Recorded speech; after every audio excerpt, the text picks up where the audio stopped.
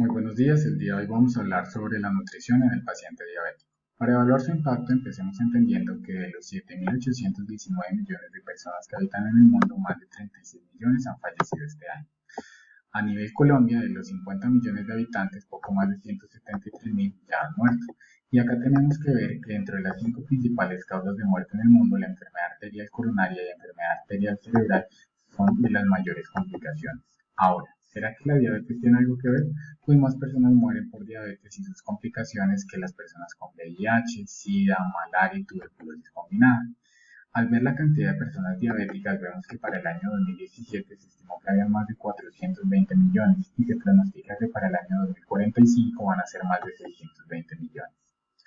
Con esto debemos entender el día de hoy que una de las claves terapéuticas en la reducción de la incidencia y la severidad de la diabetes se enfoca en la naturaleza y la calidad de los alimentos consumidos.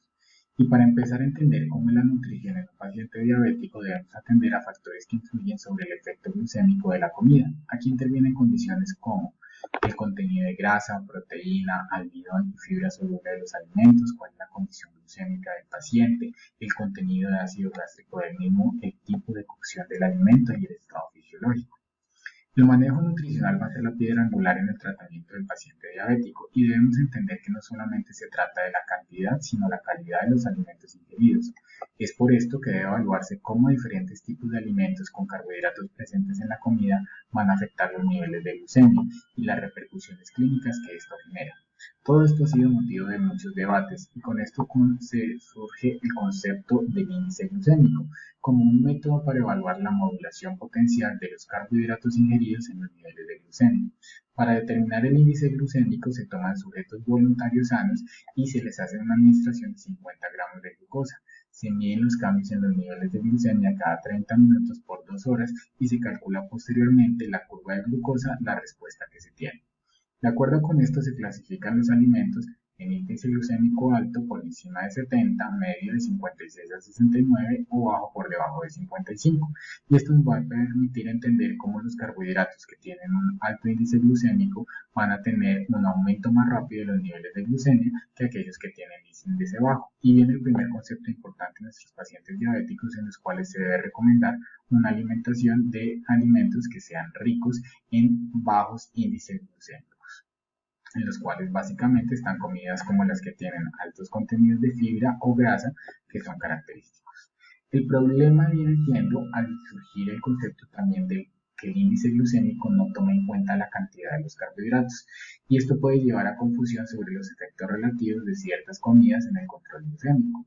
Para resolver esta discrepancia se desarrolló otra medida que es la carga glucémica o el índice glucémico ajustado, que se calcula al multiplicar el índice glucémico por el número de gramos de carbohidratos presentes en una porción estándar y dividirlo entre 100.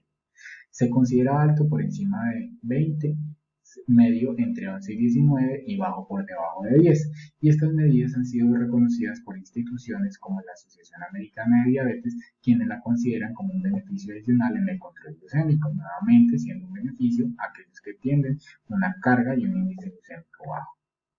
Para establecer ya los patrones de alimentación, debemos empezar por recordar que estos, junto con el estrés, pueden causar cambios fisiológicos e incluso el desarrollo de enfermedades crónicas como la obesidad, diabetes, aterosclerosis, entre otras. Todo esto está mediado por distintas hormonas neuroendocrinas que generan lo que se denomina una alta carga alostática, en la cual se evalúa la disregulación entre los diferentes sistemas e involucra parámetros inflamatorios metabólicos y cardiovasculares. La carga alostática va a depender de factores clínicos y paraclínicos como los que vemos acá, entre ellos índice de masa corporal, hemoglobina glicada, colesterol, PCR, cortisol, relación cintura-cadera, porcentaje de masa grasa y tensión arterial. Se considera que un alto puntaje se asocia a enfermedades cardiovasculares y obesidad abdominal, hipertensión y diabetes, y este es alto cuando es mayor de 4 o bajo cuando está entre 0 y 4. Basado en esto, se han realizado estudios para evaluar la relación entre el estado nutricional y la carga alostática en pacientes diabéticos. En este caso se encontró que 80% de los pacientes diabéticos tenían una alta carga alostática y se encontró que entre mayor fuera la ingesta de vegetales, menor era la carga alostática. Asimismo, el consumo de frutas tuvo una relación directa con la carga alostática. No hubo diferencias en cuanto al consumo de leche o derivados, carnes, pescados o leguminosas. Y con esto vemos otro paso en cuanto a la importancia de la ingesta de las verduras en nuestros pacientes diabéticos. En cuanto al ritmo circadiano, este va a comprender ciclos de 24 horas, está regulado por osciladores moleculares endógenos, que es lo que se llama el reloj circadiano. Y este reloj prepara el cuerpo para distintos eventos que tienen lugar a lo largo del día, como la secreción hormonal. Se encuentra a nivel del núcleo supraquiasmático y va a tener distintos péptidos esenciales como somatostatina, el péptido intestinal vasoactivo y la arginina vasopresina. Esta ritmicidad es crucial en la regulación de todos los procesos metabólicos, dado que va a regular la expresión y la actividad de las distintas enzimas que están involucradas en el metabolismo de la glucosa. El sistema circadiano va a interactuar con los nutrientes y va a influenciar las funciones corporales. Con hábitos de vida que no se asocian a nuestro reloj circadiano, se ha mostrado que hay alteraciones en cuanto a la ingesta y el metabolismo de la glucosa, la regulación del peso y la obesidad. El metabolismo de la glucosa particularmente va a seguir un ritmo circadiano que tiene variaciones diurnas en la tolerancia a la glucosa, que normalmente va a aumentar en el día cuando el consumo de alimentos es mayor y se va a reducir en la noche cuando hay periodos de ayuno. Varias hormonas que están involucradas en este, como la insulina y el cortisol, van a tener oscilaciones circadianas y se ha observado que la ingesta de comidas a horas inusuales puede generar intolerancia en la glucosa por esa incoordinación en cuanto a los reguladores periféricos a nivel hepático y pancreático. Aquí debemos recordar que el paciente diabético tipo 2 tiene un patrón de circadiano que es diferente al de los individuos sanos, con un aumento en la sensibilidad en la insulina de la noche y mayores funciones en la mañana que en la tarde. Esto va a generar que en nuestros pacientes sea importante que haya un menor consumo de comida durante la noche. Los cambios en los patrones de comida han llevado a una incoordinación circadiana, que esto va a tener un impacto negativo en el control glucémico. Y esto se ha observado, por ejemplo, en trabajadores que tienen distintos turnos. Se ha visto que tienen índices de masa corporal mayor, adicionalmente tienen menor tolerancia a los lípidos, a las glucosas, tienen un mayor índice de resistencia a la insulina e incluso se ha visto que este riesgo se equipara al de fumar un paquete de cigarrillos al día. Aquí entra un concepto que es el cronotipo, siendo este la manifestación del sistema circadiano interno, teniendo preferencias diurnas o hacia la tarde en cuanto al consumo de la comida. Y esta va a generar algunas dudas si es que, por ejemplo, hay algún beneficio en cuanto a saltarse el desayuno o si es mejor comer en la tarde. Pues bueno, en pacientes diabéticos tipo 2 se ha observado que aquellos que tienen cronotipos tardíos, es decir, que tienen mayor consumo en la tarde, hay un peor control glucémico evaluado por niveles de hemoglobina glicada más altos. En este estudio transversal, Sakai y colaboradores reportaron una asociación independiente entre el pobre control glucémico con la ingesta de la tarde y en la noche y al saltarse el desayuno en individuos diabéticos tipo 2, observando un aumento en los niveles de hemoglobina glicada. Con estos estudios se dedujo que la disrupción en el ritmo circadiano lleva a una exacerbación de la disminución fisiológica nocturna en la tolerancia a la glucosa. Cuando evaluamos la crononutrición y el tipo de alimentación, vemos que en cuanto a las calorías en pacientes con diabetes mellitus tipo 2, al comparar pacientes con alta carga en el desayuno con baja en la noche versus baja en el desayuno con alta en la noche, se encontró una reducción en la hiperglicemia postprandial con aumento en los niveles de insulina y GLP-1 en todo el día en el primer grupo. En cuanto a los carbohidratos, lo más importante es la cantidad y la calidad y la tasa de gestión de los mismos, que tiene relación con el índice y la carga glucémica que hablamos previamente. En cuanto a las grasas, se ha visto que el manipular sus niveles en el día y en la noche va a alterar la respuesta glucémica postprandial de los carbohidratos, y en cuanto a las proteínas, altas cantidades ha demostrado modular significativamente la respuesta a la glucosa en la noche con incrementos significativamente menores con comidas estándar.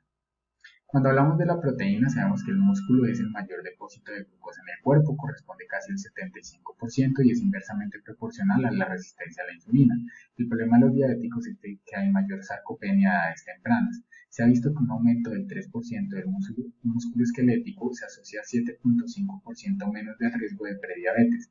Se recomienda que el consumo sea entre 0.8 y 1.5 gramos por kilogramo de día. Incluso un metaanálisis demostró que en aquellos pacientes que tenían ingestas de 1.5 gramos kilogramo día o menos del 20% de la ingesta o menos de 100 gramos de proteína al día no iba a afectar negativamente la función renal en la tasa de filtración glomerular. Incluso se ha observado que dietas que son más altas se asocian a mayor reducción de la masa grasa, lo cual es fundamental en el paciente diabético. Por ejemplo, en esta gráfica observamos cómo un aumento del consumo proteico se asocia a un aumento en la síntesis de proteína muscular, con disminución en la ruptura de proteínas musculares, aumento en la saciedad y de la insulinosensibilidad. En cuanto a la grasa y la diabetes, el término insulinosensibilidad va a describirnos cómo es la eficiencia en la respuesta de las células al efecto de la insulina. Se considera alta insulinosensibilidad cuando se requieren pequeñas cantidades de insulina para disminuir los niveles de glucosa y que las grasas poliinsaturadas en este caso van a generar un aumento en esa insulinosensibilidad, mientras que las grasas saturadas generan aumento del LDL, disminución de la insulinosensibilidad, disminución de los HDL, y se ha visto que deben ser menos del 10% de la ingesta calórica diaria. En cuanto a los productos endulzados con endulzantes no nutritivos, están ampliamente disponibles en la dieta actual. Muchos diabéticos los utilizan para reemplazar los carbohidratos y la ingesta energética. En esta revisión de Cochrane publicada este año, se evaluaron 979 diabéticos tipo 1 y 2 y no se encontró diferencia estadísticamente significativa en los niveles de hemoglobina glicada entre los endulzantes no nutritivos versus el azúcar. Al evaluar el peso, tampoco fue estadísticamente significativo. Cuando se evaluó el endulzante con el placebo, tampoco hubo diferencias en niveles de hemoglobina glicada y ni tampoco en el peso, pero cuando se comparó el endulzante no nutritivo con un endulzante nutritivo bajo en calorías, en este caso se utilizó la tagatosa, hubo diferencia en cuanto a los niveles de hemoglobina glicada en los endulzantes no nutritivos, que fue un poco mayor los niveles, sin cambios en el peso o eventos adversos. Con esta revisión podemos ver que el contexto del paciente diabético no tiene un beneficio suficiente o un aumento en el riesgo en el control metabólico, cambios en el peso o eventos adversos asociados al uso de endulzantes no nutritivos al compararlos con el azúcar, el placebo o nutrientes bajos en calorías.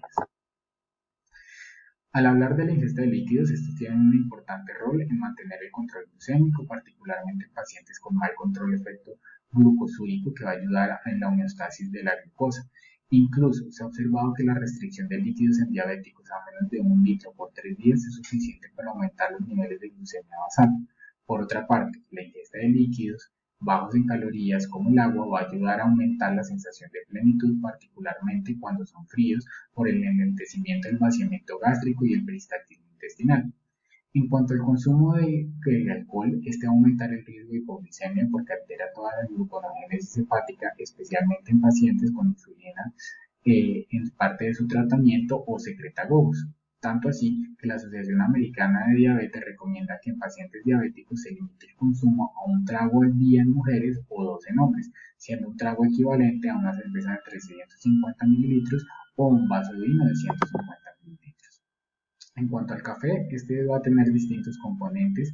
Dentro de estos están los fenólicos, que incluyen el ácido clorogénico. Recordemos que este grupo se le ha adjudicado una potente actividad antioxidante con efectos protectores a nivel cardiovascular y metabólico. Asimismo, tienen múltiples macro y micronutrientes y muchos metaanálisis ya han confirmado todo el beneficio que tiene el consumo de café, que se asocia con menor riesgo de diabetes. El beneficio de la hiperglucemia ya ha sido estudiado, uno de ellos fue con el Sheets Project, que les muestro aquí a la derecha, donde se encontró que el consumo de café se asocia a menores niveles de glucosa a las 2 y a las 3 horas, con menores índices de resistencia a la insulina, y también se observó una correlación entre el consumo y la secreción pancreática de insulina, siendo de beneficio en el paciente diabético.